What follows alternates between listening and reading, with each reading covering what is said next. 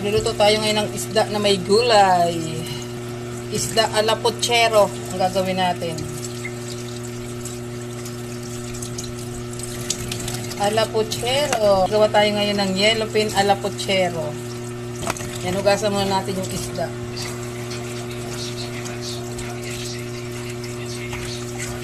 Linisin, tapos ipiprito natin. Ayan guys, mainit na. Lagyan na natin siya ng mantika. Iprito ko muna yung isda. Ang gulutuin natin ngayon ay yellowfin ala puchero. Kailangan mainit na para hindi dumikit. Ayan natin siya.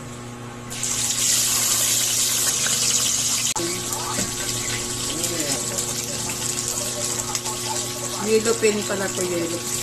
Maliit lang siya na yellowfin.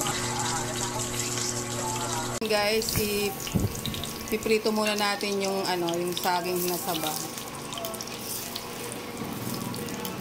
Ayan guys, nag-brown na. Okay na siguro to. Ayan guys, pagsabay-sabayin na natin ang bawang, luya at sibuyas.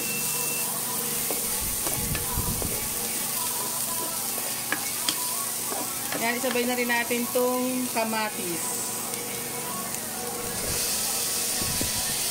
Yan, lahat na, pati bell pepper. Halo-haloin lang muna natin guys.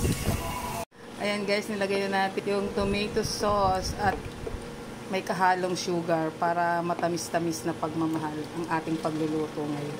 Guys, kumukulo na guys, ilagay na natin yung patatas. Yung maliliit lang guys yung meron tayo dito. Yan, isunod na natin yung saging na saba. Ayan yung pinirito natin. Ayan.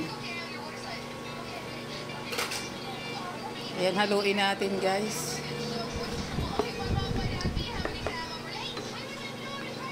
At ilagay na rin natin guys yung mga mga steam. Kasi luto naman na yan guys eh.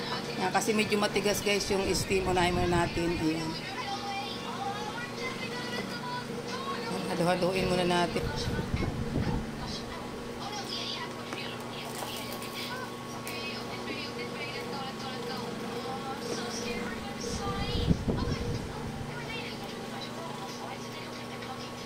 Yan nga guys, ilan natin yung isda.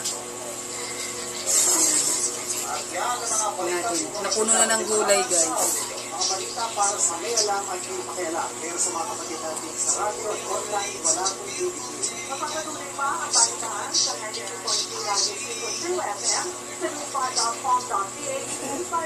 Dahil mahilig tayo sa gulay. Kaya kailangan natin ng maraming gulay.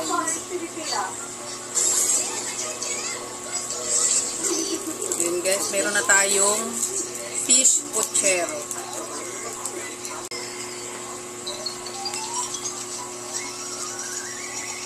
Ayan guys, baka ma-overcook yung ating gulay.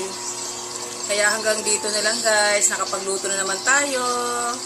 Bye-bye!